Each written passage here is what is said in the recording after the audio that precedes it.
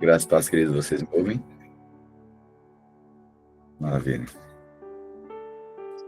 Duda, me ajuda, por favor, o Ali, para eu aumentar a quantidade de janelas aqui.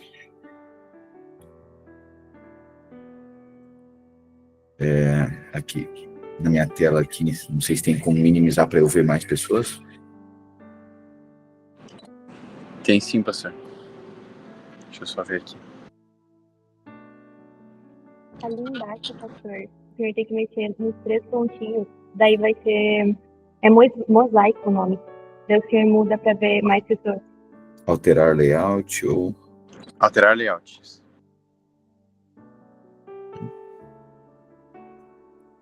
Mosaico. Aí.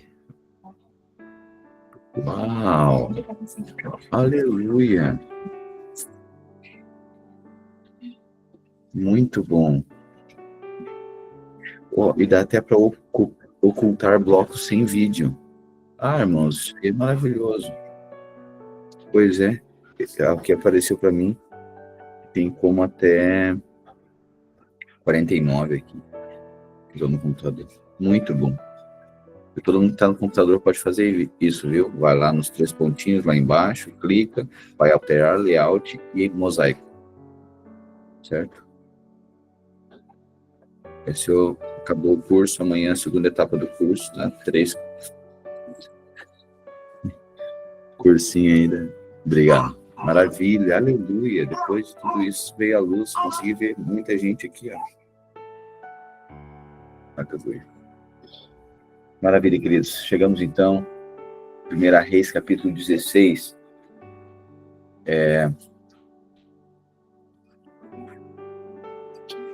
Amém. Vamos orar então. Jesus, te agradecemos pela tua palavra, a tua palavra. Tudo que nós precisamos na nossa vida é da tua palavra. Tudo que nós precisamos, ó Deus, é de uma sentença do Senhor, que traz provisão, que traz instrução e direção para as nossas casas, para as nossas vidas. Nós descansamos na tua palavra. Nós confiamos na tua palavra. Nos alimentamos da tua palavra, porque está escrito: não só de pão viverá o homem, mas de toda palavra que procede da boca do Senhor. Demos a revelação do teu Espírito por meio da tua palavra. Nós oramos em nome de Jesus. Amém e amém. Amém. Se você ouvir algum barulho aí, é um fundo musical novo que a gente tem aqui por casa, que de vez em quando parece com criança de 3 meses e meio, assim. Tá? Mas fique em paz que vai dar certo. Ok. Queridos, nós estamos vendo aqui, né, vimos em 1 Samuel e depois 2 Samuel, Deus levantando então um rei para governar o seu povo. Esse Deus que quer relacionar com esse povo. E Deus levanta então Saul, e Saul não era um homem segundo o coração de Deus. Saul fez o que era mal perante o Senhor, embora Deus o tenha usado para proteger, para guardar, para que o povo de Israel não fosse extinto pelos inimigos, né? Mas depois Deus levanta Davi. E Davi fez o que era bom aos olhos do Senhor. Davi foi um homem segundo o coração de Deus. Teve suas falhas, teve uma falha moral, mas alguém que sempre desejava, almejava a profundidade da presença de Deus. Pois bem, depois de Davi, quem foi seu sucessor foi Salomão. Salomão, então, pediu sabedoria para guiar o povo, e Deus dá sabedoria, e Salomão, então, se torna o homem mais sábio da terra, mais rico também, e Salomão constrói a casa para Deus. Salomão constrói o templo, em que a arca, que simbolizava a presença de Deus, agora foi inserido no templo ali em Jerusalém, certo? Salomão, então, edificou esse templo, e agora havia paz no reino de Israel. No entanto, Salomão casou com muitas mulheres e de outros povos, e Deus havia dito que não era para agir dessa forma, e portanto, essas mulheres de muitos inimigos, até mesmo de Israel, que ele fez parcerias políticas, alianças, né? elas trouxeram então a idolatria, elas trouxeram o paganismo. Os seus deuses, cada uma vinha com seus deuses, cada uma vinha com a sua religião, com as suas crenças. Um minutinho só.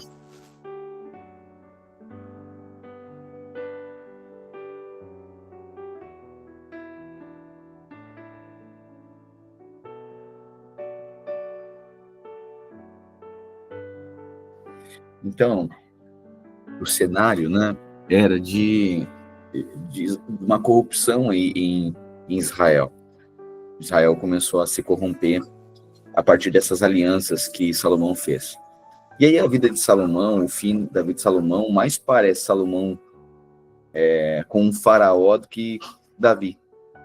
Né? Porque ele está cheio de riqueza, cheio de pompa e cheio de idolatria.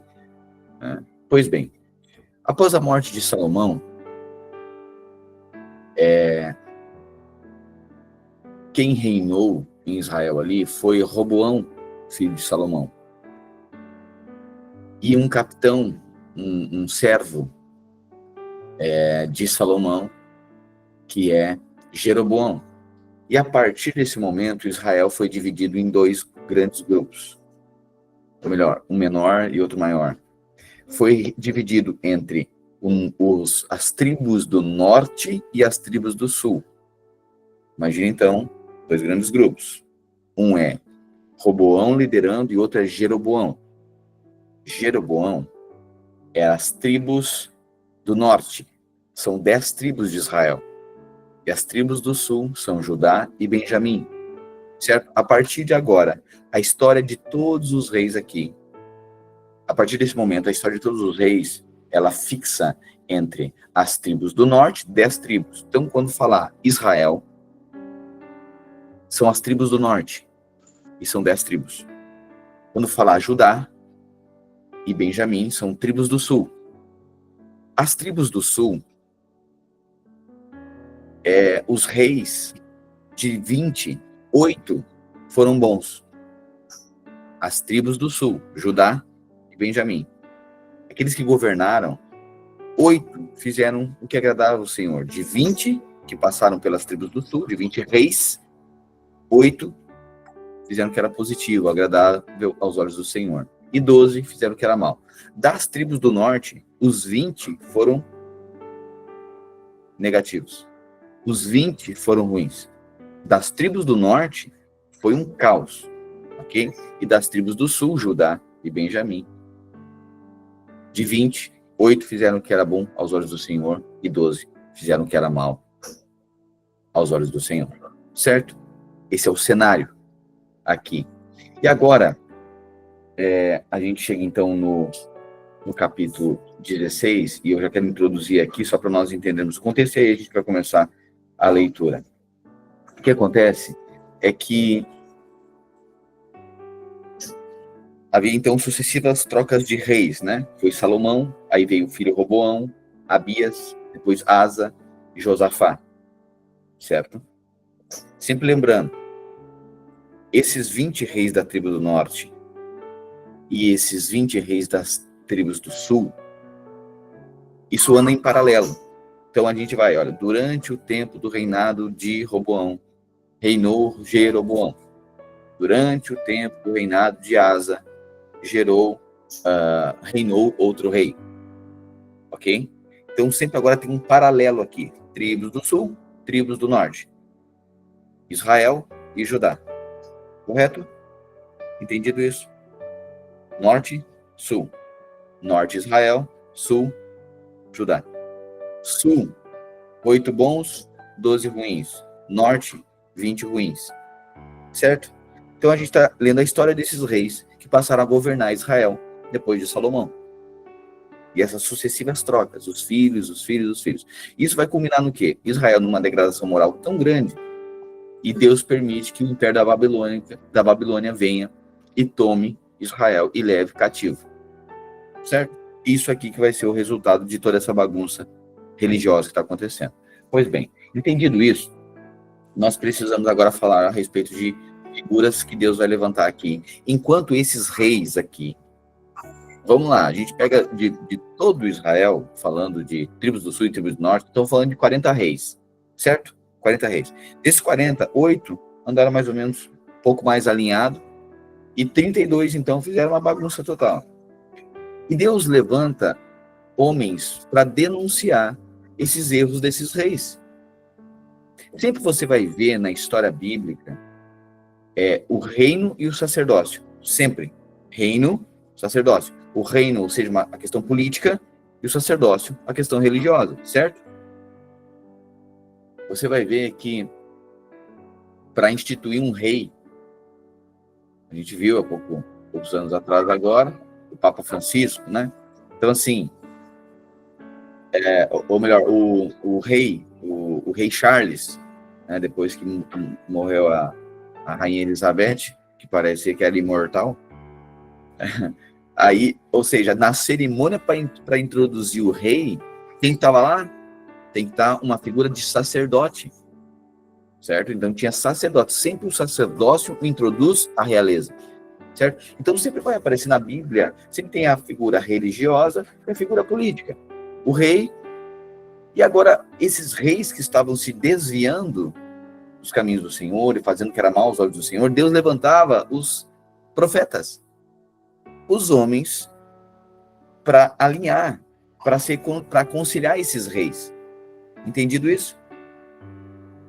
Só que esses profetas, no Velho Testamento, as denúncias eram um pouquinho mais acentuadas, assim, né? Batiam um pouquinho mais. Por quê? Porque era o tempo da lei. Então, vinha com sentença pesada, vinha com juízo, certo? Só que muitos desses reis, olha só, rei de Israel, era do povo de Deus, mas eles estão tão fora da direção de Deus que eles perseguem profeta. Não tem mais discernimento nenhum de tamanha corrupção moral e religiosa que Israel estava vivendo, ok? Então, o que vai aparecer a partir de agora até então apareceram sacerdotes, né? Muitos sacerdotes, arca, templo, tudo mais. Isso ainda continua. Mas agora aparece aqui essas figuras de profetas. Então são esses que vão denunciar e devem aconselhar. Deus usa eles dizendo o seguinte: olha, fala para esse governador, fala para esse presidente, fala para esse prefeito, né, que é melhor ele se alinhar, porque eu não estou gostando do que está acontecendo, não. Certo? Quando a gente olha para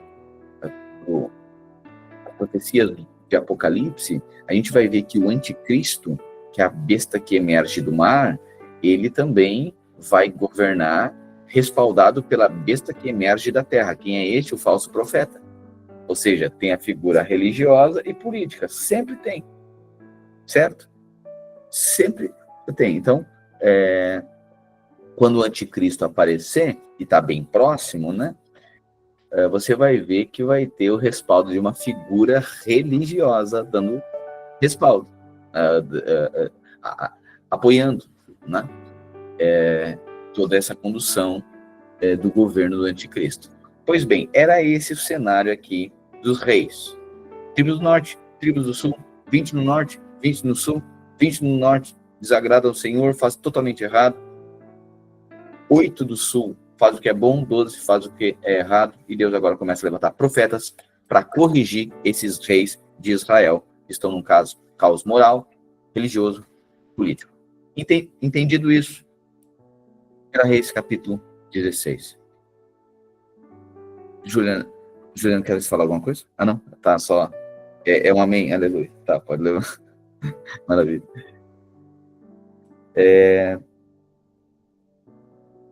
16. O Senhor Deus falou com o profeta Jeú.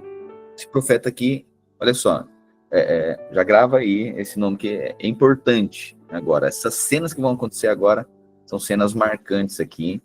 E as figuras aqui, tem a figura de uma mulher aqui que ela vai aparecer até em Apocalipse. Então, para você ver o tamanho da importância desse princípio, desse fundamento aqui. Vamos lá. O Senhor Deus falou com o profeta Jeú, filho de Anani, e lhe deu essa mensagem a respeito de Baasa. Você não era ninguém, mas eu fiz com que você se tornasse o chefe do meu povo de Israel. Olha só, Jeú, o profeta, está falando para Baasa, o rei. Já viu que a denúncia? Ó, tu não era nada, e o Senhor te fez alguma coisa. Já começa assim. Quem tu tá achando que tu é? Né? Mais ou menos assim. Você não era ninguém, mas eu fiz com que você se tornasse o chefe do meu povo de Israel. E agora você pecou como Jeroboão e fez o meu povo pecar. Só contextualizando aqui. O reinado de Baasa, a gente viu ali no capítulo 15, versículo 33. Por isso que agora já começa com uma profecia, tá? Mas quem é que falou que esse aqui está reinando? Bom, 15 e 33 começa o reinado de Baasa, ok?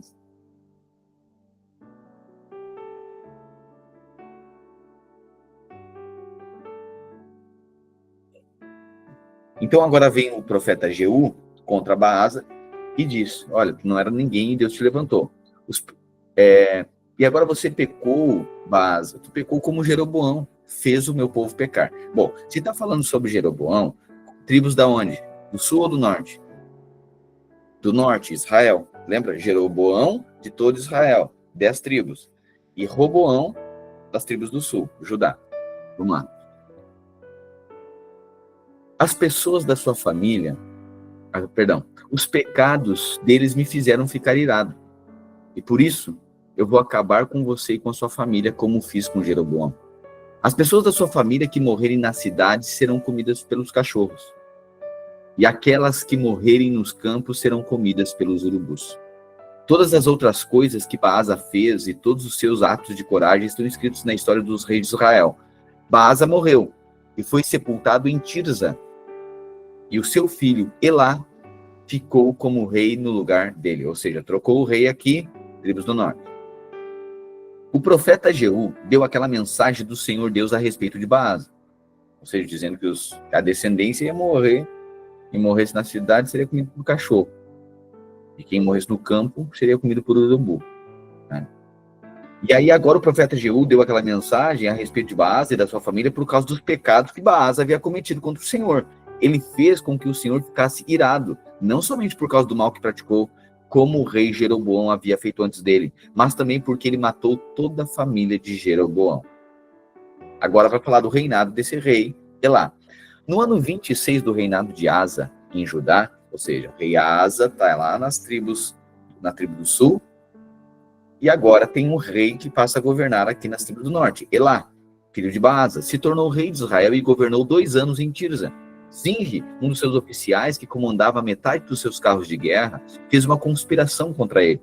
Certo dia, em Tirza, ele estava se embebedando na casa de Arsa, que era administrador do palácio. Zinri entrou na casa, matou Elá e ficou no lugar dele como rei. Então tem um golpe de estado aqui. Isso aconteceu no ano 27 do reinado de Asa em Judá. Assim que Zinri se tornou rei, matou todas as pessoas da família de Baasa, todos os parentes do sexo masculino, e todos os seus amigos foram mortos. E assim Zinri matou toda a família de Baasa, de acordo com aquilo que o Senhor, por meio do profeta Jeú, tinha dito a respeito de Baasa. Por terem adorado ídolos e por terem feito com que o povo de Israel pecasse, Baasa e seu filho Elá haviam feito o Senhor, o Deus de Israel, ficar irado. Todas as outras coisas que Elá fez estão escritas na história dos reis de Israel. No ano 27 do reinado de Asa em Judá, Zinri foi o rei de todo o povo de Israel, em Tirza, durante 7 dias. Os soldados israelitas estavam cercando a cidade de Gibeton, na terra dos filisteus. Eles souberam que Zinri havia feito uma conspiração contra o rei e que o havia assassinado. Por isso, naquele mesmo dia, ali no acampamento, eles escolheram Onri, o comandante do exército, como rei de Israel. Onri e todos os seus soldados saíram de Gibeton e foram cercar a cidade de Tirza. Quando Zinri viu que a cidade havia sido conquistada, foi para a fortaleza interna do palácio. Pôs fogo no palácio e morreu queimado. Isso aconteceu por causa dos seus pecados contra Deus, o Senhor. Ele seguiu o exemplo de Jeroboão, que havia sido rei antes dele. Zinri desagradou o Senhor por causa dos seus pecados e por ter feito o povo de Israel pecar. Todas as outras coisas que Zinri fez, e também a sua conspiração, estão escritas na história dos reis de Israel. O povo de Israel estava dividido em 2 partidos. A metade deles queria fazer o que Tibni, filho de Ginate, o seu rei, e os outros estavam no lado de Onri. A metade deles queria fazer de Tibni, filho de Ginate, o seu rei, e os outros estavam no lado de Onri. Mas aqueles que estavam a favor de Onri ganharam. Tibni morreu e Onri se tornou rei. No ano 31 do reinado de Asa em Judá, Onri se tornou rei de Israel e governou 12 anos. Nos 6 primeiros anos, ele governou em Tirza. Então comprou o monte de Samaria de um homem chamado Semer, por mais ou menos 70 quilos de prata. Onri fez defesas militares no monte, construiu ali uma cidade e a chamou de Samaria, por causa do nome de Semer, que havia sido o primeiro dono do monte. Onri pecou contra o Senhor Deus, mais do que todos aqueles que haviam sido reis antes dele. Você está vendo que está piorando? Cada vez mais piora, ok? Tudo isso está falando agora das tribos do norte, as 10 tribos de Israel. Os reis estão trocando aqui e cada vez está ficando pior. Idolatria, pecado, corrupção moral e religiosa. Como Jeroboão havia feito antes dele, Onri fez o que o Senhor, o Deus de Israel, ficasse irado por causa dos pecados, por fazer o povo dele adorar ídolos. Todas as outras coisas que Onri fez e todas as suas realizações estão escritas na história dos reis de Israel. Onri morreu e foi sepultado em Samaria. E o seu filho, preste atenção agora, filho de Onri é Acabe. Acabe ficou como rei no lugar dele. Essa figura, esse próximo rei de Israel agora, vai fixar algumas histórias em torno desse rei aqui, o Acabe. Vamos lá. Tribos do norte, Acabe. No ano 38 do reinado de Asa em Judá, ou seja, tem um rei Asa lá em Judá, nas tribos do sul, e Asa fez o que era bom aos olhos do Senhor. Durante o reinado de Asa, lá no sul, estão trocando os reis aqui no norte. Estão fazendo tudo que era mal perante o Senhor. Agora chega em um personagem que se chama Acabe.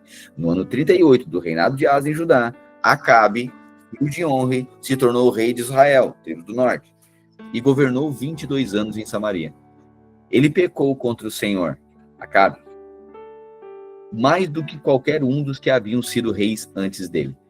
Não se contentando em pecar com o rei Jeroboão, Acabe fez pior e casou com Jezabel. Fixe aqui, sublinhe aqui, esses personagens, Acabe e Jezabel. E tem um princípio aqui que nós precisamos nos atentar. Acabe fez pior, ele casou com Jezabel, filha de Etbaal, rei de Sidom, e adorou o deus Baal. Além de não obedecer a Deus, Acabe adorou o deus Baal, que era deus de Jezabel. Acabe construiu um templo, olha o rei de Israel.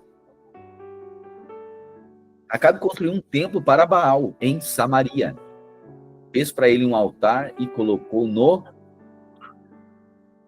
templo. Você está entendendo? Fez um altar para Baal e colocou no templo. Levantou também o poste da deusa Aserá. E assim fez mais coisas para deixar o Senhor Deus irado do que todos os reis de Israel haviam feito antes dele. Durante o reinado de Acabe, Hiel, que era de Betel, olha só. Acabe está reinando, fez o que era mal, casou com Jezabel, trouxe os deuses de Baal e Astarote, fez um altar para Baal e colocou dentro do templo. E erigiu um poste ídolo, né, para Astarote. Agora tem algo que acontece aqui. Durante o reinado de Acabe, Hiel, era de Betel, reconstruiu a cidade de Jericó. Hiel reconstruiu a cidade de Jericó. E como o Senhor tinha dito por meio de Josué, filho de Num, Hiel perdeu Abirão, o seu filho mais velho, quando colocou os alicerces de Jericó. E perdeu Segube, o seu filho mais novo, quando colocou os portões. O que acontece aqui? Quando Josué entrou para espiar a terra, lembra daquela passagem que está lá a prostituta Raabe, e ela escondeu os espias, e aí somente ela foi salva, e Josué destruiu a cidade, tocaram fogo em toda a cidade, ali em Jericó? Aí o que Josué profetizou? Se alguém tentar construir a cidade, seja a preço da morte, de seu filho. Agora, anos depois se passaram. E a palavra de Deus está dizendo que Hiel tentou reconstruir a cidade de Jericó. E quando ele começa a reconstruir a cidade de Jericó, a profecia se cumpre. Por quê? O seu filho mais velho morreu, e quando colocou os portões da cidade, seu filho mais novo morreu. Era uma maldição que Josué havia proferido. Não era para reconstruir Jericó. Um profeta agora, olha agora, você está vendo a história de reis aqui, né? Vários reis se levantando aqui, certo? Ok. Agora Deus levanta profeta. E aqui tem um dos profetas mais emblemáticos do Velho Testamento.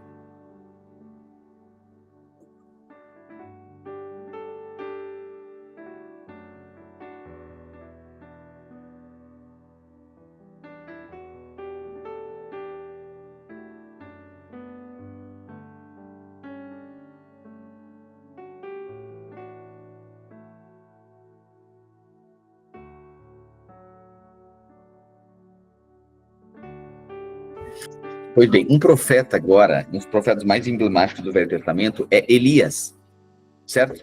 Elias é o profeta raiz, certo? Que vai denunciar os erros de Acabe, que está nessa bagunça toda. Um profeta chamado Elias, de Tisbe, na região de Gileade, disse ao rei Acabe, olha agora, o rei Acabe fazendo que era mal perante o Senhor, que ele está adorando Baal, adorando Astarote, casa com Jezabel. Em nome do Senhor, o Deus vivo de Israel, quem sou servo, digo ao Senhor que não vai cair orvalho nem chuva durante os próximos anos. A gente leu esse texto ontem, né? Não vai cair orvalho nem chuva durante os próximos anos. Até que eu diga para cair orvalho e chuva de novo.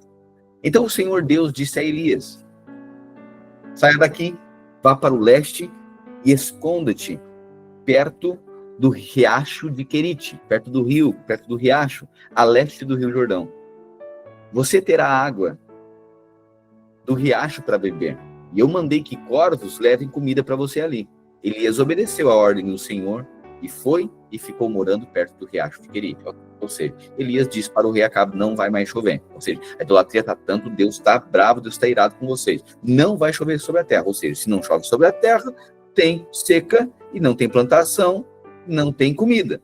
Então Deus estava emitindo juízo pela bagunça que estava na terra. Usa quem? Um tal de profeta chamado Elias. Elias obedece. Só que agora tem fome na terra, tem seca na terra. Deus manda Elias para um lugar que tem um riacho. Ok. Elias obedeceu e foi e ficou morando perto do riacho de Querite. Ele bebia água do riacho e os corvos vinham trazer pão e carne todas as manhãs e todas as tardes. Mas algum tempo depois o riacho secou por falta de chuva.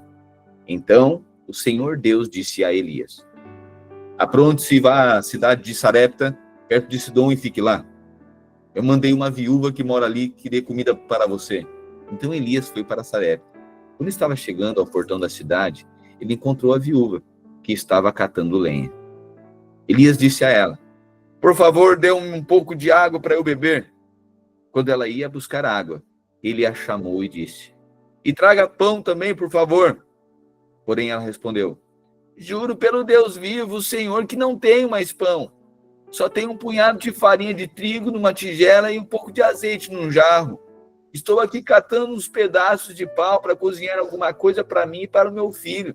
Vamos comer e depois morreremos de fome. Não se preocupe, disse Elias. Vá preparar a sua comida. Mas primeiro faça um pão com farinha que você tem e traga-o para mim. Depois prepare o resto para você e para o seu filho. Pois o Senhor, Deus de Israel, diz isso. Não acabará a farinha da tigela, nem faltará azeite no seu jarro, até o dia que eu, o Senhor, fizer cair chuva. Ou seja, o profeta tinha a palavra. O profeta libera a palavra. O que é interessante aqui é também a ousadia do profeta. Irmãos, vamos lá. Você vai ser enviado por Deus para visitar um irmão da igreja. E aí você chega lá para ver como está a situação do irmão. E o irmão está em extrema necessidade.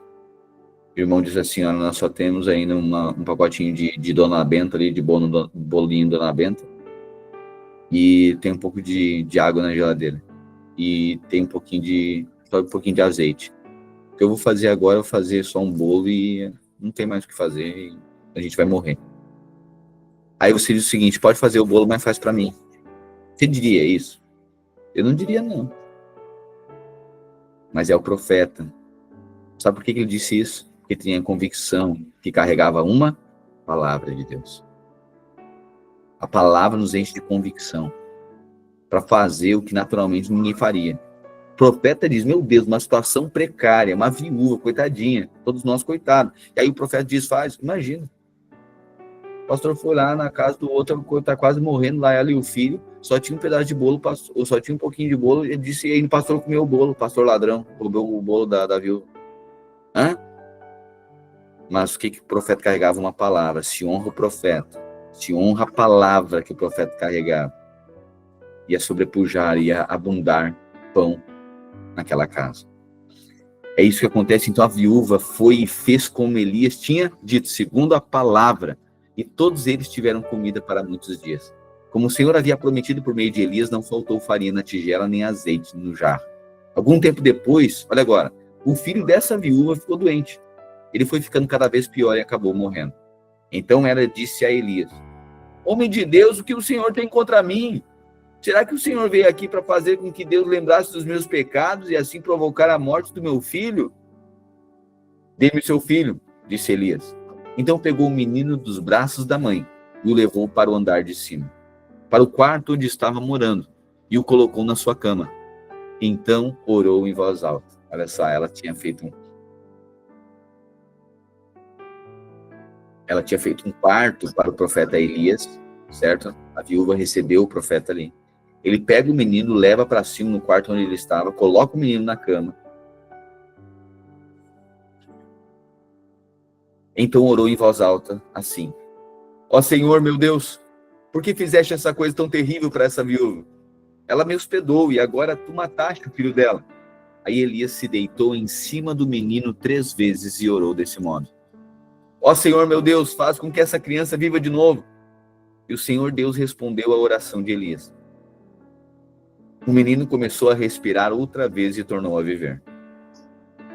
Uau, olha o profeta Elias, agora ele ressuscita o menino.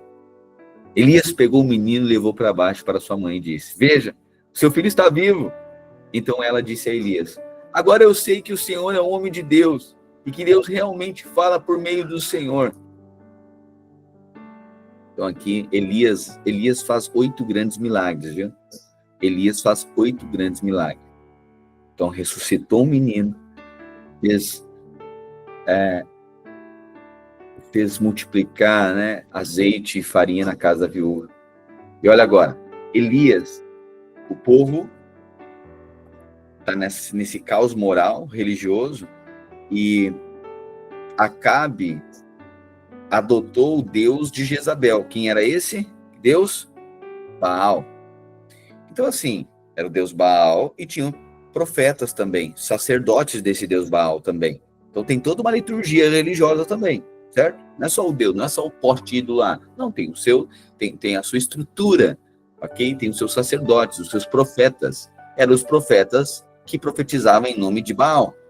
Algum tempo depois, no 3º ano da seca, o Senhor Deus disse a Elias, olha só, ele profetizou que teria uma seca de 3 anos e meio, certo? Ele está dizendo que 3 anos depois que aconteceu isso, de ele lá de ter seca na terra, faltar água no riacho, ele ir para a casa da viúva, e multiplicar pão, e aí depois farinha, no caso farinha e azeite, né? E aí depois ele ressuscita o filho da viúva. 3 anos depois, Deus diz para ele o seguinte: vá apresentar-se ao rei Acabe, pois eu vou mandar chover. Então Elias saiu para se apresentar a Acabe. A falta de alimentos era muito grande em Samaria, e por isso Acabe mandou chamar Obadias, o administrador do palácio. Obadias era um fiel adorador do Senhor Deus, E quando Jezabel estava matando os profetas do Senhor, Obadias escondeu 100 profetas em 2 grupos de 50 em cavernas e providenciou comida e água para eles. Então, olha aqui. Acabe, rei de Israel, tem uma mulher chamada Jezabel.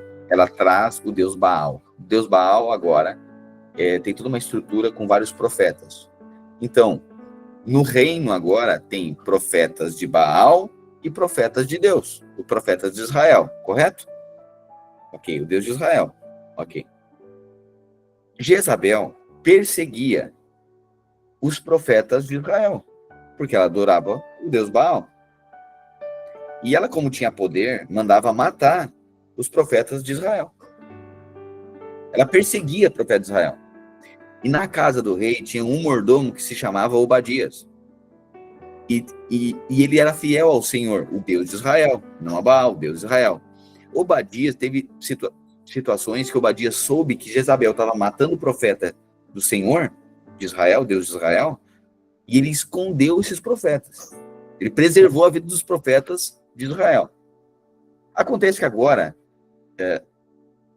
os profetas, então, de Israel, eles estão sendo perseguidos. Elias é um profeta de Israel? Sim. Então, Elias também era perseguido. Só que agora Deus fala o seguinte, imagina, olha, sabe que o rei quer te matar, certo? Tá bom. E aí Deus agora diz para o profeta, vai lá falar com o rei. Meu Deus, ele quer me matar. É esse o cenário que acontece agora. Aí, a falta de alimentos era tão grande que Acabe mandou chamar Obadias, administrador do palácio. Obadias era um fiel adorador ao Senhor, e quando Jezabel estava matando os profetas do Senhor, Obadias escondeu 100 profetas em 2 grupos de 50 em cavernas e providenciou comida e água para eles. Acabe disse a Obadias, o rei Acabe disse ao mordomo, vamos dar uma olhada em todas as fontes e em todos os leitos dos riachos da nossa terra, a fim de ver se achamos capim suficiente para conservar vivos os cavalos e as mulas. Pois pode ser que a gente não tenha de matar os nossos animais. Eles combinaram que parte da região, cada um devia examinar, e saíram, cada um para o seu lado. Obadias estava no caminho quando de repente se encontrou com Elias. Obadias se encontra com o profeta Elias. O mordomo se encontra com Elias. Ele reconheceu Elias e se ajoelhou diante dele, encostou o rosto no chão e perguntou, é o Senhor mesmo? É o meu senhor Elias? Sim, respondeu Elias. Sim, eu sou Elias, respondeu o profeta.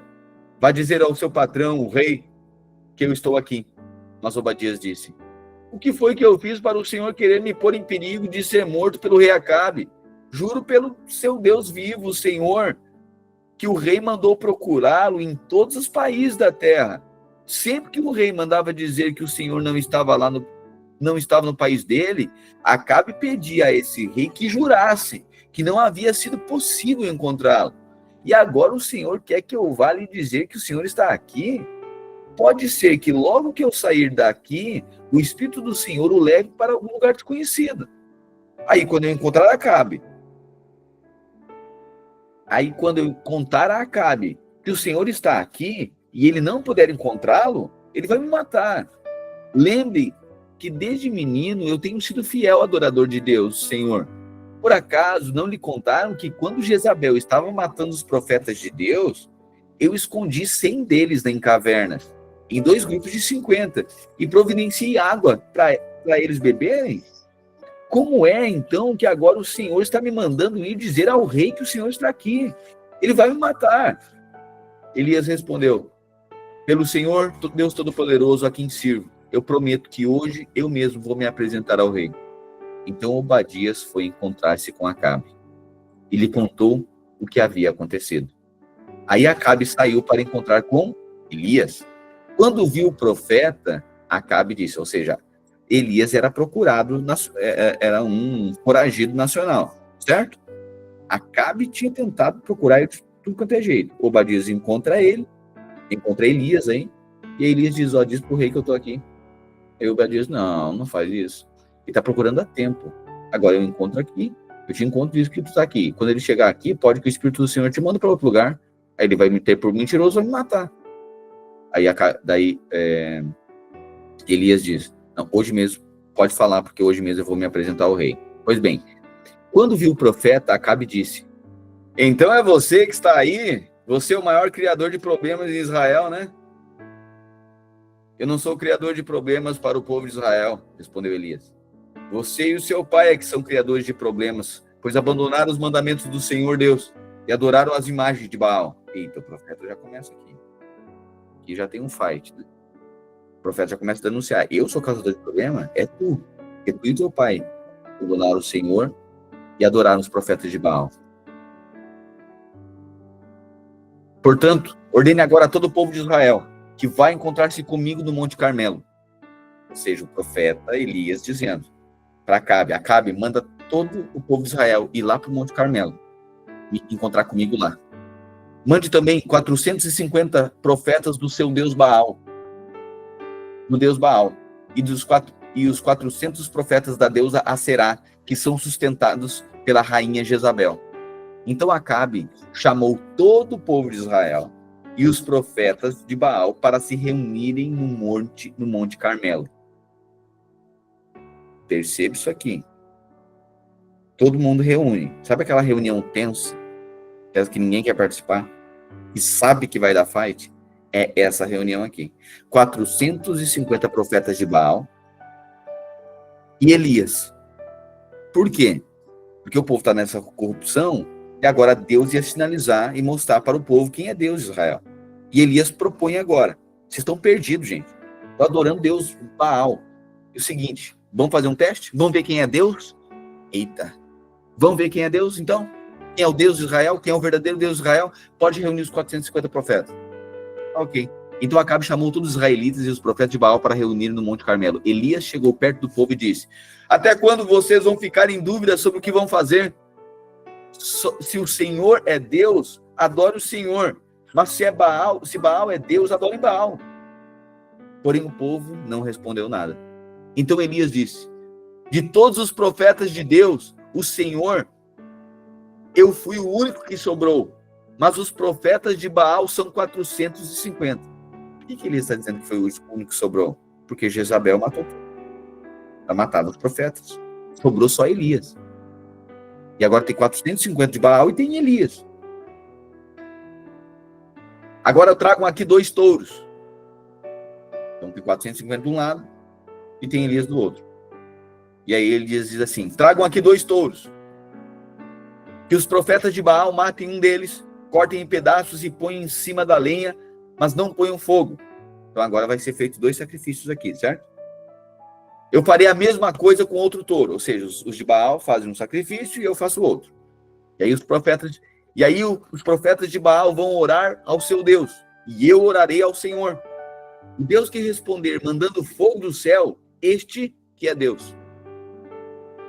E todo o povo respondeu: está bem assim. Então Elias disse aos profetas de Baal: já que vocês são tantos, peguem o touro e preparem primeiro. Orem ao seu Deus, porém não ponham fogo na lenha. Os profetas de Baal pegaram o touro que havia sido trazido para eles e o prepararam. E oraram a Baal desde a manhã até o meio-dia. Imagina agora tá tenso aqui. Né? Elias diz: 2 sacrifícios, coloca aí. Corta o boi, prepara tudo. E agora vai ter que vir fogo do céu. Vamos ver qual é o Deus que é verdadeiro. Se é Baal, Baal vai mandar fogo do céu. Agora, se o Deus de Israel for o Deus a quem nós servimos, a quem eu sirvo, esse é o verdadeiro Deus em Israel. Ele vai mandar fazer cair fogo do céu. Tá bom. Colocaram ali, e aí os profetas de Baal começaram, né? Faz cair fogo do céu.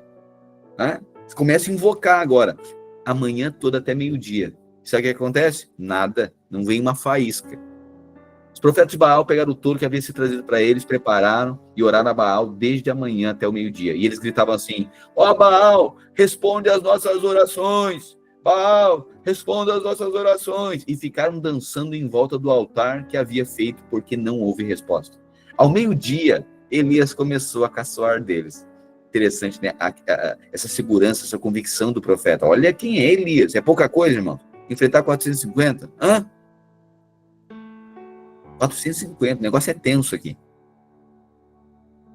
E aí, Elias começa a debochar deles, né? Irônico, deboche. Elias começa a dizer, eles já estão a manhã inteira ali, uba, uba, uba, e não acontece nada. E aí Elias diz, olhe mais alto, pois ele é Deus, né? Pode ser que esteja meditando, pode ser talvez que tenha ido ao banheiro, né? Talvez tenha viajado, ou talvez esteja dormindo, né? Ou talvez esteja surdo. Olha um pouco mais alto, canta um pouco mais alto, talvez ele não está ouvindo. Fica debochando. Porém, não houve resposta. Olha, talvez ele esteja dormindo. Grita mais alto aí e vocês vão acordar ele. Aí os profetas oraram mais alto e começaram a se cortar com facas e punhais, conforme o costume deles, até que o sangue começou a correr. Passou o meio-dia e eles continuaram a orar e a gritar até a hora do sacrifício da tarde. Porém, não se ouviu nenhum som. Então Elias disse ao povo, chegue para mais perto de mim. Todos chegaram para mais perto de Elias, e ele começou a consertar o altar do Senhor que estava derrubado. Ele começou a consertar o altar havia sido derrubado. Elias edifica o altar. Pegou 12 pedras, uma para cada uma das 12 tribos que tinham os nomes dos filhos de Jacó, o homem a quem o Senhor tinha dado o nome de Israel. Com essas pedras, Elias reconstruiu o altar para a adoração do Senhor. Depois cavou em volta, perceba agora, levanta um altar, né, vamos por aí um altar redondo, e agora ele cava uma valeta em volta, uma vala em volta, que cabiam mais ou menos 12 litros de água, certo? Faz uma valeta em volta do altar. Em seguida, colocou lenha no altar. Coloca a lenha em cima. Cortou o touro em pedaços e pôs em cima da lenha. Então disse, encham 4 jarras com água e derramem sobre o animal sacrificado e sobre a lenha. Irmão, vai fazer um churrasco. Larga 12 litros d'água. Você faria isso? E diz agora, toca fogo. Vamos ver se Deus, se é Deus mesmo, vai cair fogo. Tem como, né? Em seguida, colocou a lenha no altar, cortou o touro em pedaços e pôs em cima da lenha. Enche 4 jarras com água e derrame sobre o animal sacrificado sobre a lenha. Eles fizeram o que Elias estava mandando, e ele disse, façam de novo, pela segunda vez. E eles fizeram. Façam pela terceira vez. Está encharcado agora. E eles fizeram. A água correu em volta do altar e encheu a valeta. Quando chegou a hora do sacrifício da tarde, o profeta Elias chegou perto do altar e orou assim, ó Senhor, Deus de Abraão, de Isaque e de Jacó, prova agora que és o Deus de Israel, e que eu sou o teu servo, e que fiz tudo isso de acordo com a tua ordem. Responde-me, ó Senhor, responde-me, para que este povo saiba que tu, ó Senhor, é Deus, e está trazendo esse povo de volta para ti. Então o Senhor mandou fogo, aleluia, e o fogo queimou o sacrifício, a lenha, as pedras, a terra, e ainda secou a água que estava na valeta, aleluia. Quando viram isso, os israelitas se ajoelharam, encostaram o rosto no chão e gritaram, o Senhor é Deus, só o Senhor é Deus. Elias ordenou, prendam os profetas de Baal, não deixe escapar nenhum. Todos foram presos. E Elias fez com que descessem até o riacho de Quizon, e ali os matou. Elias matou 450 profetas de Baal. Quem que era mais devota dos profetas de Baal e que tinha mais poder no reino? Jezabel. Será que Elias comprou uma briga com Jezabel? Matou os queridos dela? Então Elias disse ao rei Acabe, olha só, tinha passado 3 anos. Rei Acabe, agora vá comer, pois já estou ouvindo o barulho de muita chuva. Uau, depois de 3 anos e meio. Enquanto Acabe foi comer, Elias subiu até o alto do Monte Carmelo. Ali ele se inclinou até o chão, pôs a cabeça entre os joelhos e disse ao seu ajudante, vá e olhe para o lado do mar. O ajudante foi e voltou dizendo, não vi nada. Olha só, Elias diz para Acabe que vai chover, certo? Não tem uma nuvenzinha no céu, nada. Aí ele pega o ajudante e diz o seguinte, aquela Geazi, né? Ele diz, Geazi, vai e olha lá no céu, olha do outro lado da montanha lá, e vê se tem alguma coisa. Ele vai lá e diz, não vi nada não, tem nuvem nenhuma. Voltou, e disse: eu não vi nada. 7 vezes Elias mandou que ele fosse olhar. Na 7ª vez ele voltou e disse: olha, eu vi uma nuvenzinha subindo lá do tamanho da mão de um homem. Do tamanho da mão de um homem. Lembra daquela canção? Eu vejo uma pequena nuvem do tamanho da mão de um homem. Aí o profeta Elias diz o seguinte: vá correndo ao rei Acabe e diga que apronte o carro e volte para casa. Senão a chuva não vai deixar. Esse é o sinal que vai vir abundante chuva. A nuvem é o Espírito. Está sinalizando, vai chover. Talvez você diga assim: eu só vejo, Senhor, como que o Senhor vai fazer? Faz muito tempo, faz 3 anos e meio que não chove, faz 3 anos e meio que não prospera, faz 3 anos e meio que isso aqui não se resolve, faz 5 anos, faz 10 anos que isso aqui não resolve. E aí não tem, você olha, não tem esperança, você vai de novo, mas o profeta vai dizendo 7 vezes, 7 é o número de Deus, é o número completo, é o número da completude, 7, você permanece crendo. E aí em determinado momento você vê uma nuvenzinha, é só um sinal. É só uma promessa. É do tamanho da mão de um homem. Mas a chuva é abundante. Elias diz: pode correr, Geazi. Diz para Acabe correr também, senão a chuva vai ser tanto que não vai deixar. Vá onde está o rei Acabe e lhe diga que apronte o carro e volte para casa, senão a chuva não vai deixar. Em pouco tempo o céu se cobriu de nuvens escuras, o vento começou a soprar e uma chuva pesada começou a cair. Acabe entrou no seu carro e partiu de volta para Jezreel. O poder do Senhor Deus veio sobre Elias. Ele apertou o seu cinto e correu na frente de Acabe todo o caminho até Jezreel. Você está entendendo isso aqui? Em pouco tempo o céu se cobriu de nuvens escuras, o vento começou a soprar e uma chuva pesada começou a cair. Acabe entrou no seu carro e partiu de volta a Jezreel, ou seja, os cavalos. O poder do Senhor veio sobre Elias. Ele apertou o seu cinto e correu na frente de Acabe todo o caminho até Jezreel. Vou falar uma coisa. Quando o poder do Senhor veio sobre você, você corre mais que cavalos. Quando Deus vem, o Espírito do Senhor vem sobre você. Você diz assim: não, mas o mundo, eles estão aí, os negócios do mundo, as empresas deles, têm mais potencial, tem cavalos, eu estou a pé. A minha empresa aqui está a pé, minhas finanças aqui, eu não tenho cavalos. Mas quando o Espírito do Senhor vem sobre você, o Senhor coloca você numa alta velocidade. É mais do que cavalos, é mais do que aquilo que o mundo usa. Os resultados é mais do que aquilo que o mundo experimenta. Quando o Espírito do Senhor vem sobre alguém, olha só, o Espírito do Senhor vem sobre Elias, Elias correu mais do que cavalos. O Senhor coloca agora um tempo de aceleração. Existe uma unção da aceleração, eu quero declarar sobre a sua vida. A unção da aceleração sobre a sua vida. Este ano é o ano da restituição, aleluia.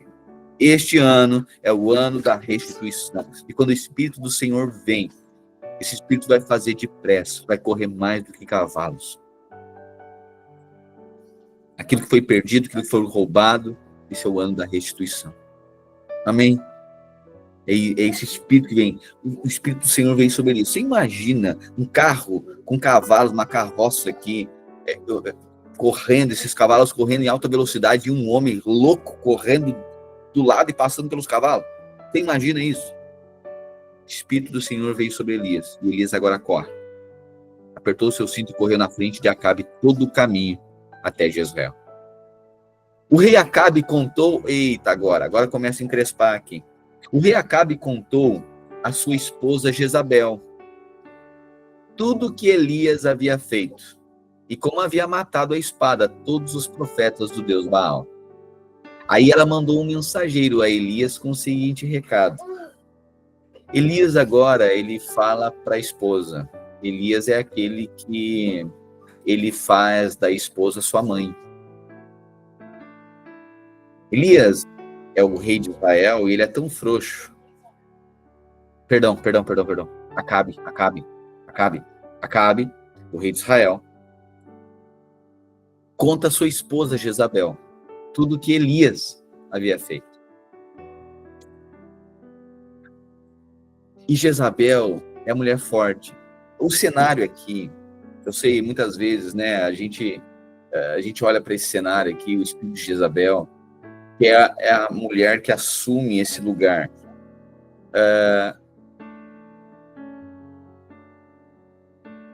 Esse lugar do homem, né? Mas o cenário aqui é de Acabe, alguém que faz da esposa sua mãe. Ele sai dessa figura de autoridade, sabe? E todo homem que sai da sua posição torna a sua esposa uma Jezabel.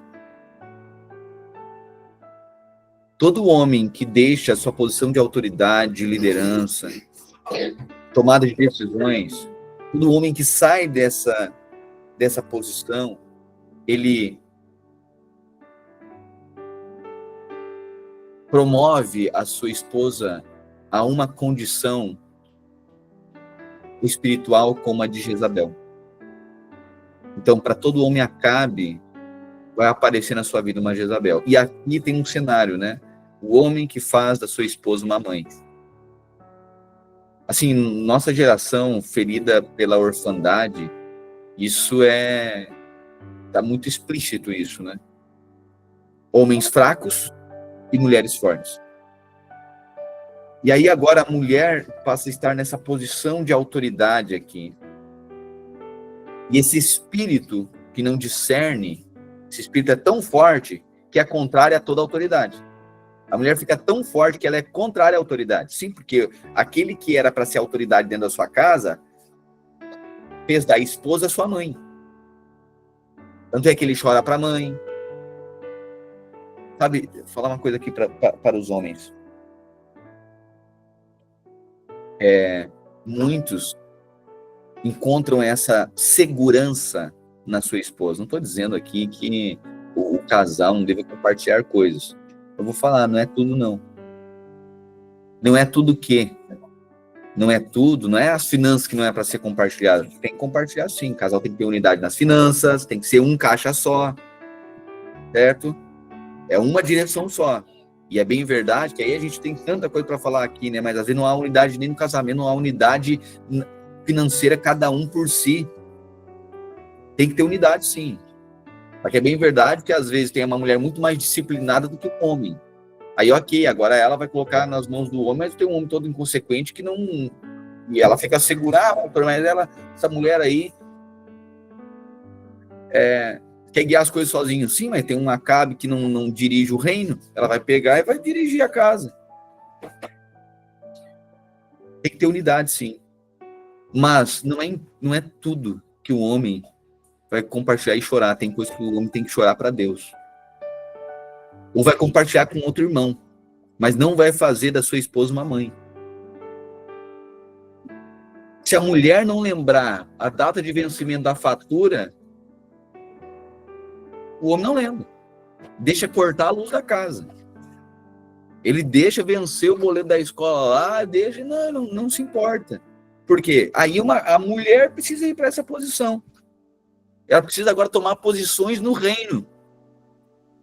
Aí depois escorando, pastor, mas ninguém aguenta, porque isso, claro, fez da esposa uma mãe, promoveu a mulher a Jezabel, um espírito de um governo, de uma autoridade que foi dada ao homem. Esse é Acabe, tornou Jezabel sua mãe. Ele vai agora chorar para Jezabel e dizer, olha, Elias matou todos os profetas, sabe, compartilhar coisa, que, sabe, chorar, se fazer fraco, encontrar consolo, em que muitas vezes a autoridade precisava ser reforçada aqui, a posição, amor, aconteceu assim, eu quero falar que aqui, a posição de rumo, de discernimento, de direção para o reino. Mas Acabe agora, ele conta para Jezabel tudo que Elias havia feito. Ele conta que na reunião lá com os irmãos, o outro pegou e confrontou ele. Ele disse, eu estou triste pelo que fizeram. Falaram desse jeito comigo. Eu não vou mais na reunião. Aí a Jezabel, sério? O que fizeram isso contigo? Não acredito. Te expuseram desse jeito? Aí toma as dores do marido. Jezabel toma as dores do marido. E agora ela começa a perseguir profeta. Certo? pior coisa é quando um homem, no seu desafio de sofrer a pressão, de dar direção para uma casa, ele torna sua esposa uma mãe. E agora ela vai tomar as dores do marido e começa a governar e dar direção para uma casa. Não estou dizendo que não possa ter conselho, não estou dizendo que não deva ter unidade dentro da casa, claro que sim. Mas aqui nós estamos falando da figura de um homem, de um rei, de um homem que faz da esposa sua mãe. É ela que tem que...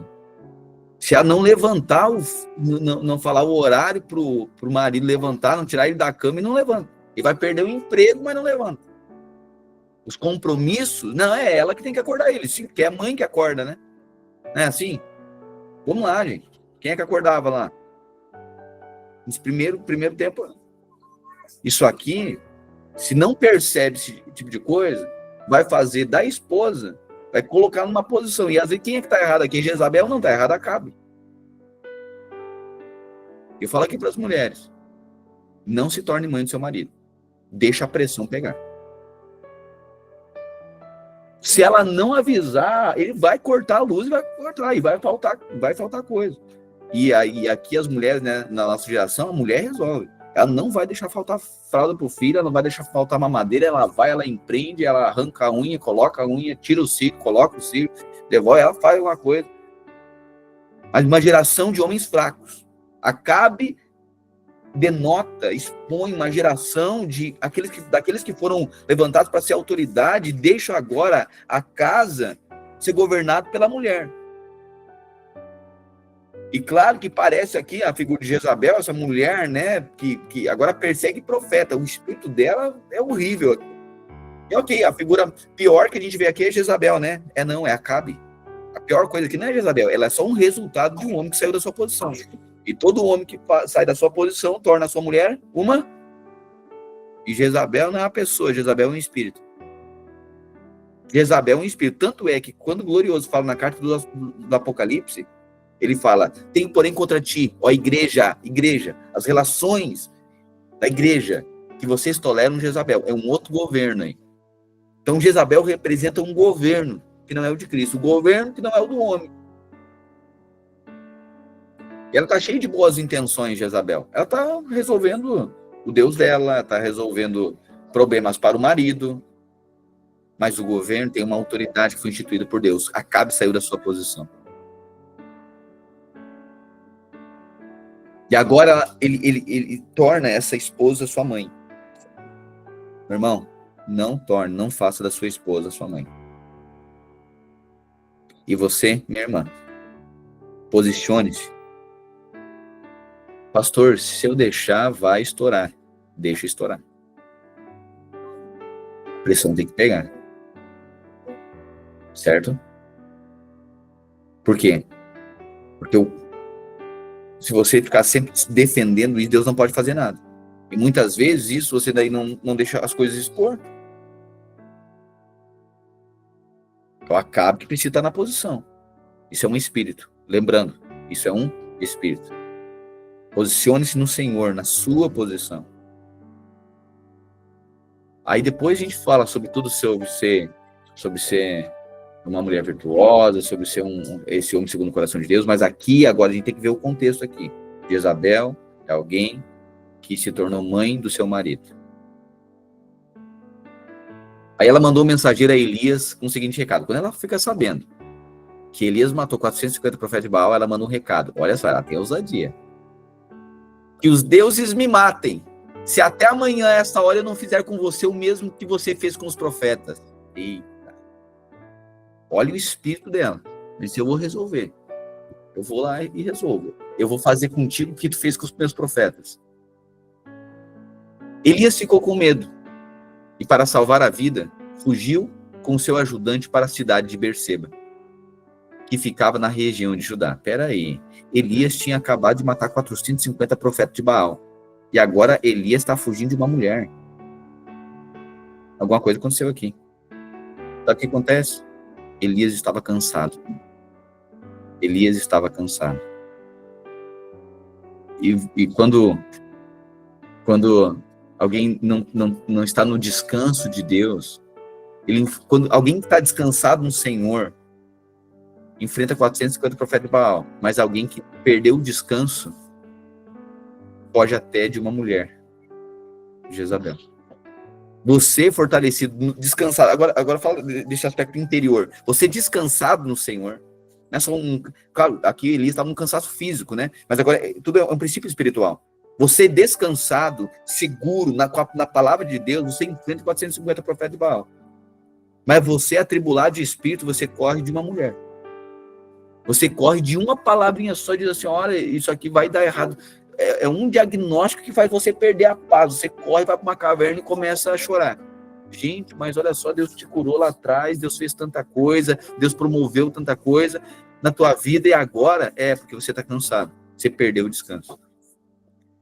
Elias agora fica com medo para salvar a sua vida, fugiu com seu ajudante para Berseba, que ficava na região de Judá. Ali deixou o seu ajudante e foi para o deserto, andando um dia inteiro. Aí parou, sentou-se à sombra, só um pouquinho, um minutinho só aqui.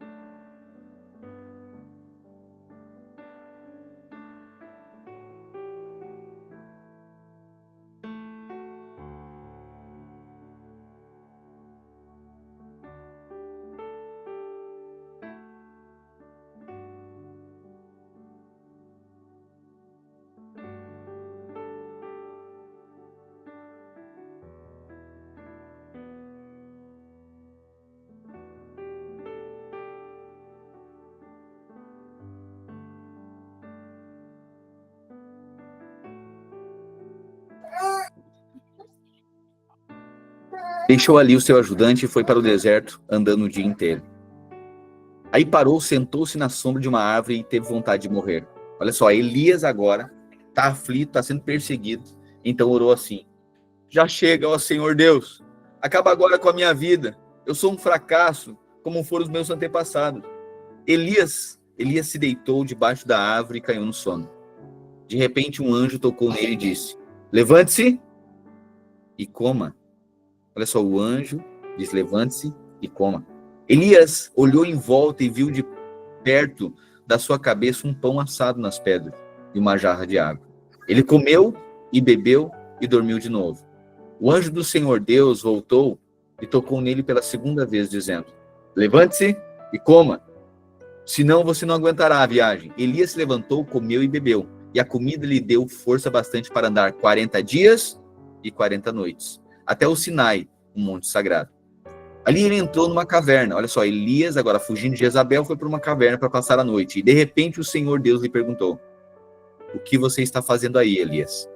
E ele respondeu, ó Senhor Deus Todo-Poderoso, eu sempre tenho servido a ti e só a ti. Mas o povo de Israel quebrou a sua aliança contigo, derrubou os teus altares e matou todos os teus profetas. Eu sou o único que sobrou e eles estão querendo me matar. O Senhor disse, saia e vá ficar diante de mim no alto monte. Então o Senhor passou por ali e mandou um vento muito forte. Uau! O Senhor disse para Elias, sai daí, Elias, sai da caverna. Olha o cenário aqui. Você, cansado, atribulado no seu espírito. Você agora foge de uma situação mais simples, de coisas que você já venceu em Deus. Fugindo agora de uma sentença. Você já foi curado outras vezes, mas agora basta um diagnóstico que você perdeu a paz. E agora vai para uma caverna. Deus encontra Elias. Essa era a situação de Elias. Tinha vencido 450 profetas de Baal. E agora está fugindo de uma mulher. E vai para uma caverna. Aí Deus na caverna, Deus diz assim, Elias, sai daí. Sai da caverna. vá para fora. E eu vou passar por ti. E agora, e tem essa cena, Deus agora vai passar por Elias. Saia e vai ficar diante de mim no alto do monte. Então, o Senhor passou por ali e mandou um vento muito forte que rachou os morros e quebrou as rochas em pedaços. Mas o Senhor não estava no vento. Olha o vento impetuoso aqui, e Deus não estava no vento.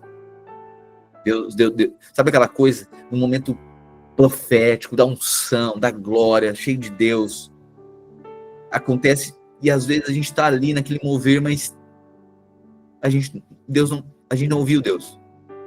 Está acontecendo, tem um vento impetuoso, tem um momento profético, mas a gente não está ouvindo Deus. O Senhor não estava no vento. Quando o vento parou de soprar, veio um terremoto. Porém, o Senhor não estava no terremoto também. Depois do terremoto veio um fogo, mas o Senhor não estava no fogo.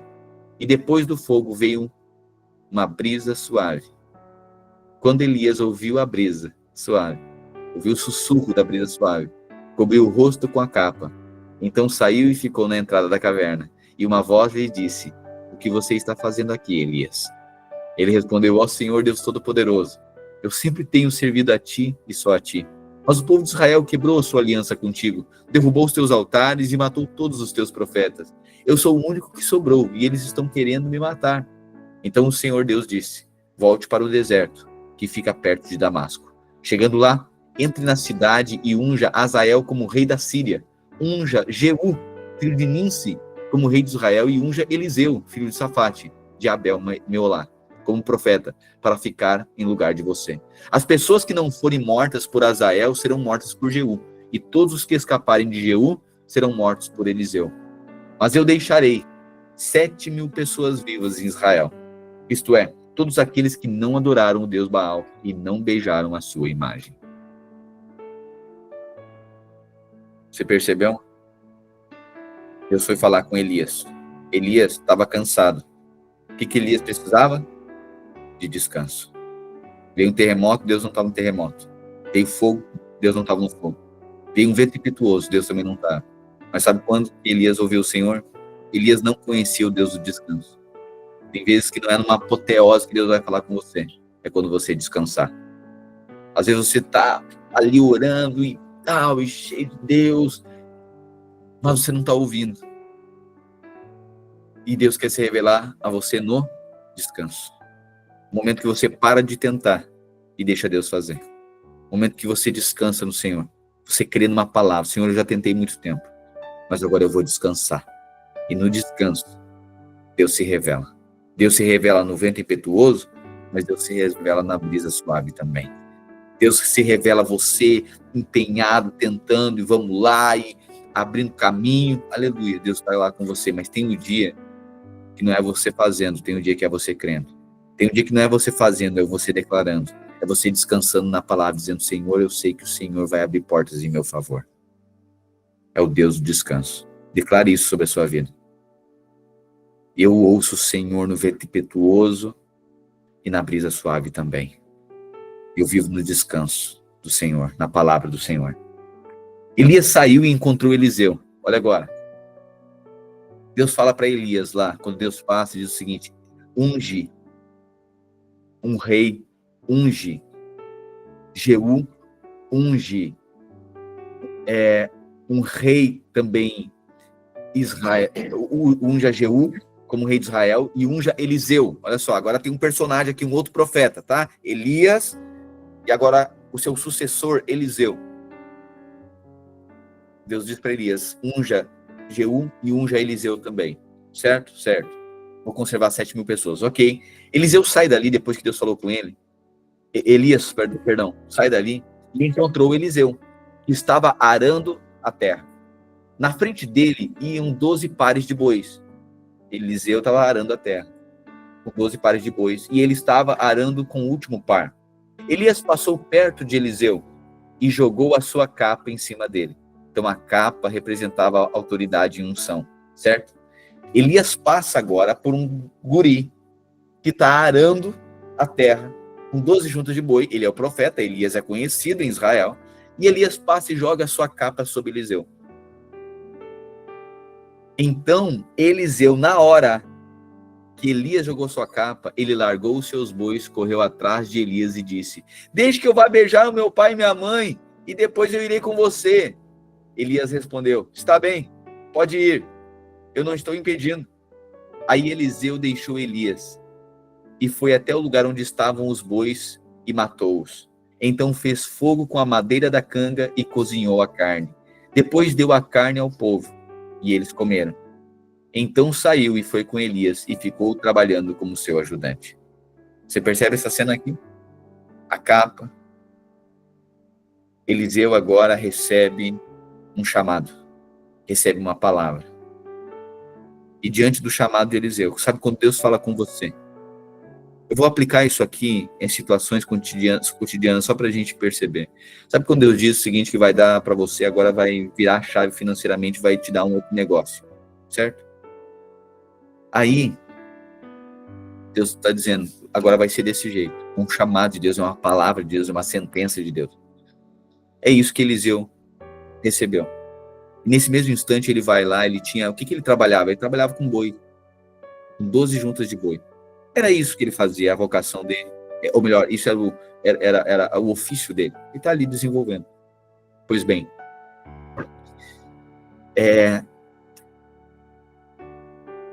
quando ele recebe essa capa, ele instantaneamente, ele disse: eu posso me despedir dos meus pais? Por quê? Porque diante do chamado de Deus, tudo vai ficar para trás. Diante dessa palavra de Deus, agora as coisas vão se fazer novas. Diante dessa promessa que Deus me deu, aí ele vai, sabe o que ele queima? Ele queimar carroça, sabe o que é? Ele vai e queima um emprego. Ele trabalhava com uma coisa, ele vai lá e queima as coisas. Ele diz: isso aqui não... Por quê? Porque não vai ter chance de eu voltar. Só tem chance da palavra de Deus se cumprir na minha vida. Eu não vou voltar. Eu não vou voltar porque eu fazia antes. Eu não vou voltar pro contexto que eu estava antes. Eu não vou voltar. Sabe, sabe aquela coisa? Que em relacionamento, sabe o que é? Excluir o número do ex, do boy, do mundo, do tisco lá. Sabe, apagar da agenda gente que rapidamente carrega para aquilo que você fazia. São companhias, são contatos, é gente que é boi, é carroça e é gente que era até você receber uma mensagem, uma palavra de Deus. Sabe o que Eliseu estava dizendo? Eu não volto mais para o meu passado. Só tem uma chance na minha vida de Deus cumprir a sua palavra em mim. Só tem uma chance agora, a minha vocação, meu chamado. Eu queimar as carroças. Agora tudo se fez novo na minha vida. Eu não volto mais. Eu não sei, assim, certamente todos nós temos algumas carroças, né? E bois que devemos queimar. Quais são os seus? São contatos? É agenda? São pessoas? Vínculos? Mãe, pai? Relacionamentos? Sabe, você quer ver algo em Deus, Deus diz que vai dar um relacionamento para você, vai dar um casamento para você, uma família bendita, mas você anda flertando com os boys, flertando com as girls. Entendeu? Porque não queimou carroça. Mas para você, o chamado de Deus se cumprir na sua vida, é necessário queimar as carroças. Por isso nós cantamos aquela canção. E eu me despedi dos meus pais, eu queimei minhas carroças e eu afundei meus barcos no cais. Sabe, dentro do chamado de Deus, toda a reserva, tudo isso, né? Toda a reserva, todas as carroças devem ficar para trás. Coisa que deve ser eliminada. Sabe? Então, assim, se Deus deu uma palavra para você, queima as carroças. Para você não ter mais para onde voltar. Aleluia. Sabe uma coisa, Pedro, Jesus convidou ele para ser pescador de homens, né? E aí, depois que Jesus morreu, no domingo, ao terceiro dia, quem que era para estar lá? A primeira pessoa para ver era para Pedro estar lá, mas ele não estava. Sabe por quê? Porque ele tinha voltado para pescar. Ele não queimou os barcos. Quem que viu? Maria viu Jesus ressurreto, foi a primeira que viu. Por quê? Porque Pedro deveria ter queimado os barcos. Acabado. Já que Jesus morreu, vou voltar a fazer o que já que a palavra não se cumpriu, acalma, Pedro. Espera o terceiro dia, vai ter a ressurreição, Pedro. É só para testar a fé de vocês, Pedro. Sabe, então na sua vida tem coisas que você precisa queimar. Tem coisas que você não pode mais. Sabe, contatos, relacionamentos. Sabe aquela coisa que todo problema financeiro você corre para os parentes, corre para a mãe, para não sei o quê, para pedir cartão. Todo problema. E aí Deus deu uma palavra para você. Não, mas sabe por que Deus não pode fazer? Porque volta para a mãe, para o pai, para pedir o cartão, para pedir não sei o quê, para pedir. Toda a vida tem uma maneira natural. Vai para o agiota. As carroças de boi do agiota. E está sempre debaixo de problema. Sabe o que é para fazer? Exclui o contato agiota aí. Deus está falando com pessoas aqui. Meu Deus do céu. Isso é mais profundo do que a gente imagina. Aleluia. A palavra de Deus nunca volta vazia. Exclui contato, diz nunca mais. Por quê? Porque agora só a palavra de Deus. Você não precisa de dinheiro, você precisa de uma palavra. E você com a palavra de Deus, a palavra move todas as coisas. A palavra faz pão. A palavra move e conduz riqueza. Tudo que você precisar, mas tudo com base numa palavra. Amém? Sim. Quais são as suas carroças? Oh, Deus. Carroça da lei, do mérito. Sabe, Deus está aqui, você na graça, mas sabe, se aperta um pouquinho, você já volta para o mérito. Firma os seus vícios. Viciado em alguma coisa, exclui o aplicativo, não dá no celular, quebra o celular, queima a carroça. Pastor, eu não consigo me dominar, então queima, então quebra. Parece que isso é muito, né? Parece que isso foi o que Eliseu fez. Queimou. Sabe, é ser radical, seja radical com o seu passado. Sabe, diga isso nunca mais. Você está ali, você agora é alguém curado, você creu, você já... mas ali, a caixinha dos medicamentos estão ali. Você está flertando um dia, vai de novo. Pastor, mas não estou dizendo para ninguém ser inconsequente aqui, não. Mas se você já experimentou isso da parte de Deus, uma palavra, e você conviveu o tempo sem, exclui as receitas, acaba com as receitas. Não é a primeira coisa que vem, vem novamente o teste, o desafio. Pô, mas você já provou da libertação de Deus, você já recebeu a palavra, já tem uma capa sobre a sua vida, se iniciou um novo tempo, tudo se fez novo, você não vai mais sofrer insônia agora, você não vai mais ser depressivo. Deus deu uma palavra para você, queima as carroças. Aleluia. Queima as carroças, apega a palavra de Deus ao chamado que Deus deu para você. A maneira de relacionar agora mudou. Sabe, você relacionava de uma maneira no mundo, acabou, queima as carroças, não é da mesma maneira, você vivia de uma forma, você era dependente de medicamento, você era dependente de agiota, você era dependente, sabe, de um tanto de coisa da maneira natural. Agora firme-se a palavra, a capa do profeta caiu em você, a palavra do Senhor veio sobre a sua vida, apegue-se à palavra e queime as carroças. Queime as carroças.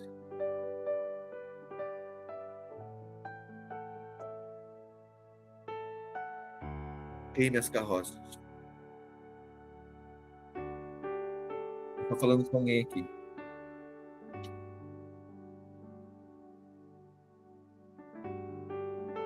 Ó, Deus. Eu vou finalizar o devocional, irmão. Não vou continuar, não. Amanhã nós vamos continuar. Eu não quero sair daqui, não. Dessa palavra aqui. Já é 1h28. A gente recupera. Amanhã. Hoje era até o 22, né? Na verdade tem 20, 21, 22. 3 capítulos tem que ler ainda. A gente vai resolvendo amanhã. Mas eu quero ficar aqui nessa palavra. Eu vi daqui virtude. É que se você puder, feche seus olhos aí.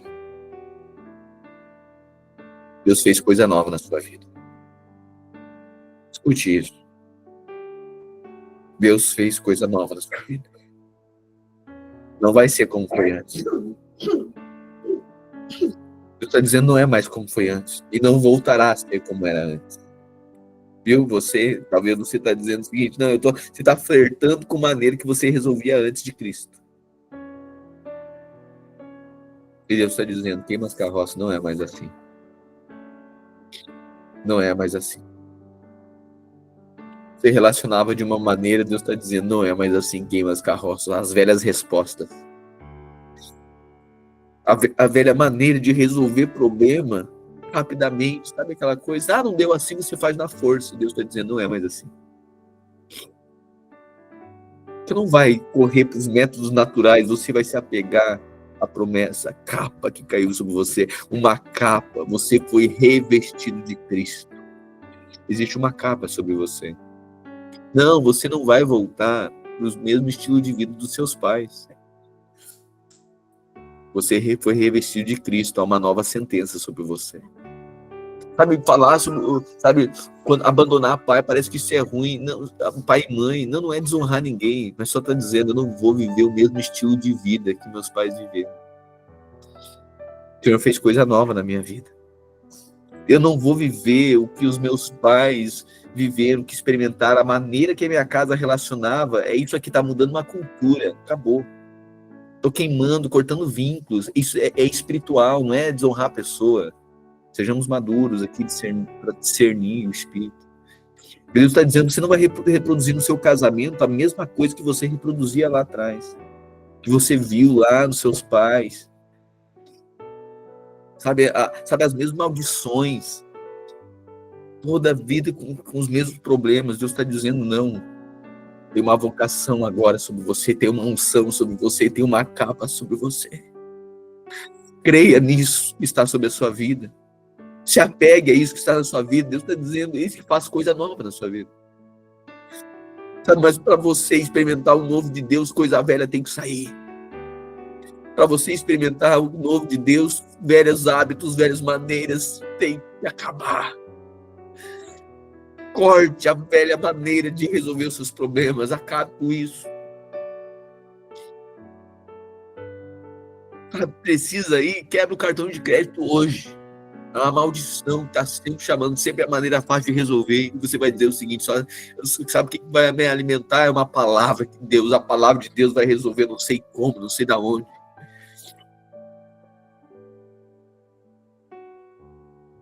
Exclui contatos. Velha maneira, sabe? Coloca coisas fora, que você sabe que aquilo ali. Exclua aplicativos. Peça ajuda. Você mergulhar na pornografia, isso consome você. Sabe, diz, acabou. Queima a carroça.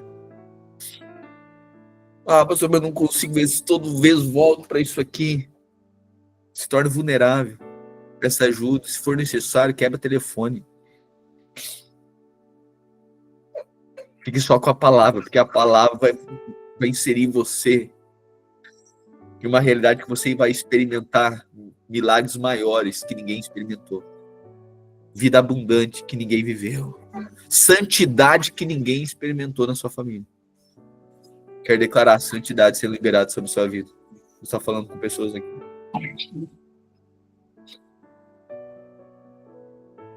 Deus está liberando santidade sobre a sua vida. Deus está liberando cura, restauração abundante sobre a sua vida. Queime as carroças. Você é curado, viu? Declare, não diga assim, eu tenho isso, você não tem. Você tem Cristo. Você tem Cristo. Diga, eu sou curado. Eu sou liberto. Eu sou santo. Eu sou próspero. Eu já fui enriquecido com Cristo. Apegue-se à palavra, à capa que está sobre a sua vida. Tem uma capa, tem uma unção. Você foi revestido de Cristo.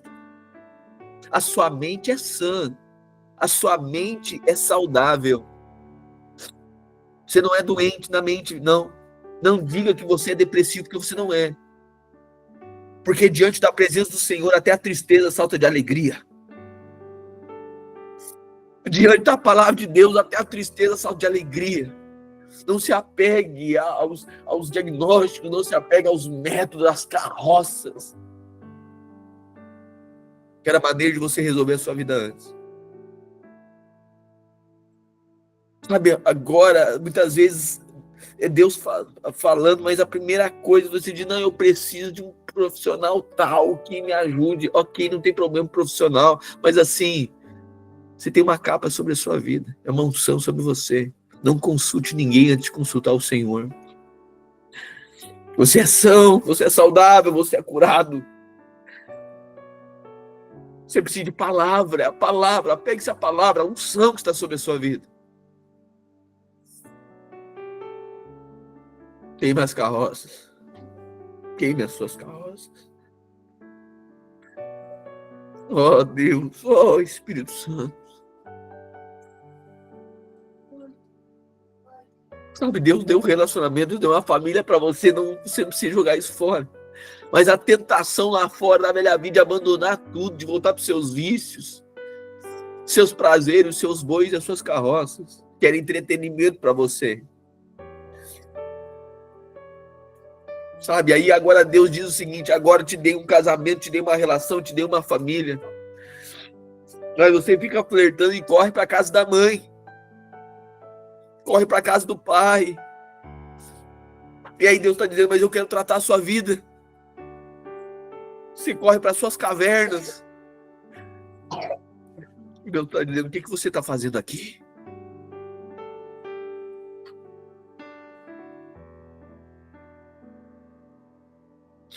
Queime as suas carroças.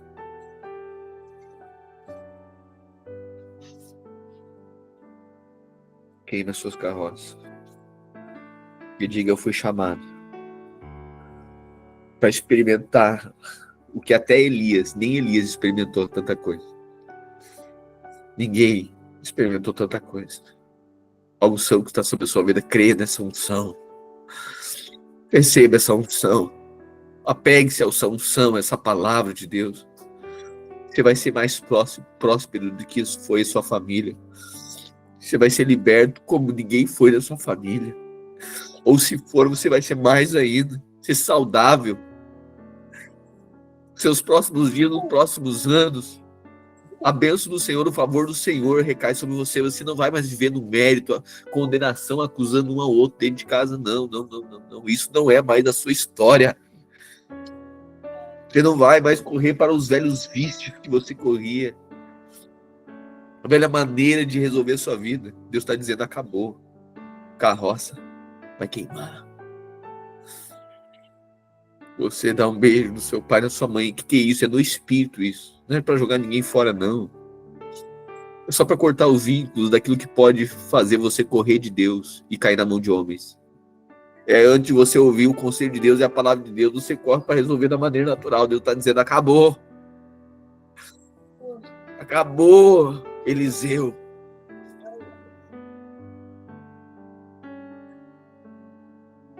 É uma unção que vai fazer. Sabe o que é a unção de Eliseu? Sabe o que essa capa vai fazer? A porção dobrada. Eliseu experimenta a porção dobrada. Eu quero declarar que sobre a sua vida você vai experimentar da porção dobrada. Elias viveu 8 grandes milagres, mas Eliseu são 16 grandes milagres. Você virá sobre você a porção dobrada. Uma unção dobrada de favor. Se era para ser uma porção de saúde, vai ser dobrada. Se era para ser uma porção de provisão, vai ser porção dobrada. Se era para ser uma porção de milagre, será porção dobrada. Se era para ser uma porção de unção, vai ser uma unção dobrada. Mente saudável. Meu Deus do céu. É isso que você vai experimentar. É isso que está sendo liberado sobre a sua vida. Jesus, nós te agradecemos. Porque temos a tua palavra. Porque nem só de pão vive, não só de pão vive o homem, mas de toda a palavra que nos alimenta, a palavra que fortalece os nossos ossos, a palavra que não volta vazia, a palavra que estabelece limites, a tua palavra, por meio da tua palavra, o Senhor estabeleceu o limite dos montes, os mares estão nos seus limites por meio da tua palavra, o firmamento está estabelecido pela tua palavra. A lua, as estrelas estão no firmamento pela tua palavra. A terra é sustentada nos ares por conta da tua palavra. Tua palavra que estabelece todas as coisas. Estabelece a nossa vida também. Senhor, coloca limites da nossa vida que nos guardam. Estamos submetidos, agarrados à tua palavra. Não vivemos daquilo que naturalmente seria a resolução dos nossos problemas. Não só de pão. Não só de dinheiro.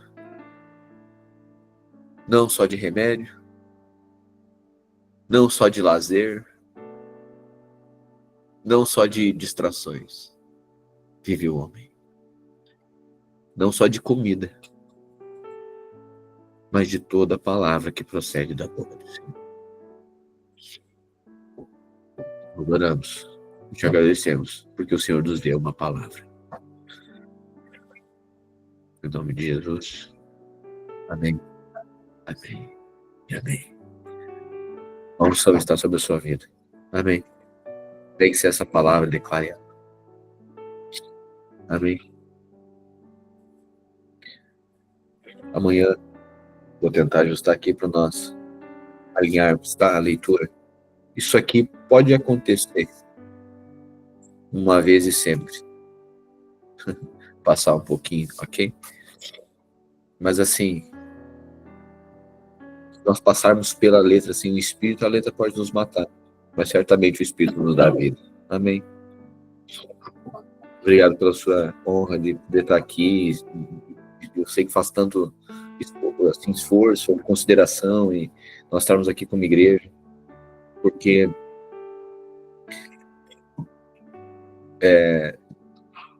muitas pessoas já tiveram que voltar, e enfim, eu vou pedir aqui para o Ali, se possível, a Duda, o Ali, enfim, se possível, colocar o link no grupo, e pessoas que querem ingressar no grupo do Devocional, já pode pedir aqui agora, coloca o seu número aqui, telefone, que aí a gente adiciona, e ali a gente coloca também o link onde ficam todas as gravações dos devocionais. E às vezes alguém perde uma meia hora, ou perde um pouco mais, ou perde tudo no dia, e depois quer atualizar a leitura, aí você pode, durante o dia, atualizar, ok? Tá bom? Então coloque seu número caso você queira, e eu vou pedir que coloque só o link ali para aqueles que perderam algum dos dias do devocional e queiram assistir. Amém? Irmão, ama a sua vida. Tá? Estamos nesse tempo de jejum, firmados na palavra de Deus. Amém? Informando a todos aqui que o velório do nosso irmão Carlos será amanhã, às 8 horas da manhã, lá no Jardim da Paz, lá no cemitério, lá no Jardim da Paz.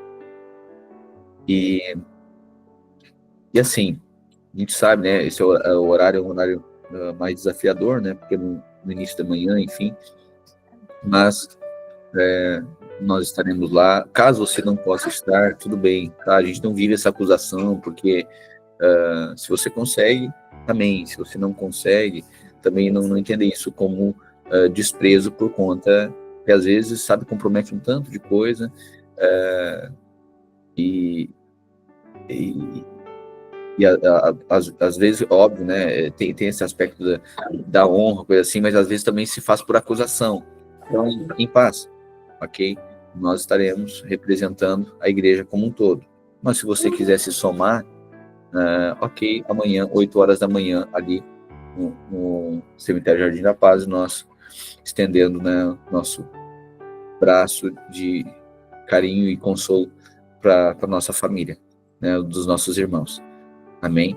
Então, se você puder, maravilha. Se você não puder, fique em paz, tá? Oportunamente, você abraça a família e a gente tem muita vida. Não é só esse ato, né? Mas é o pós, né? Esse sim é tão importante quanto. Amém?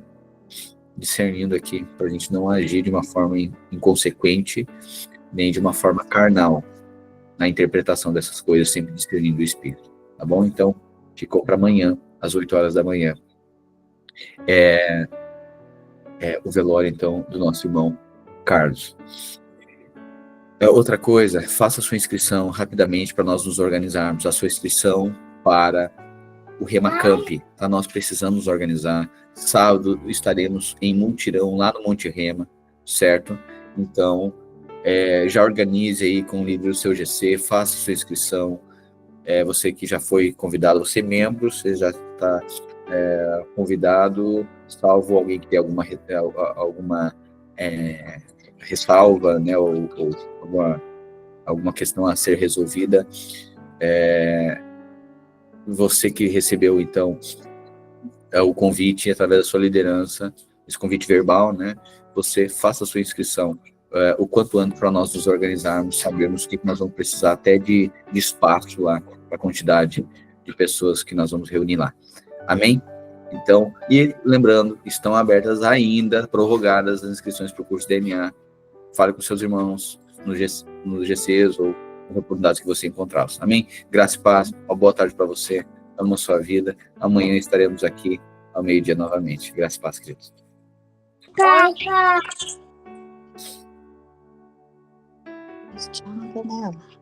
Canela.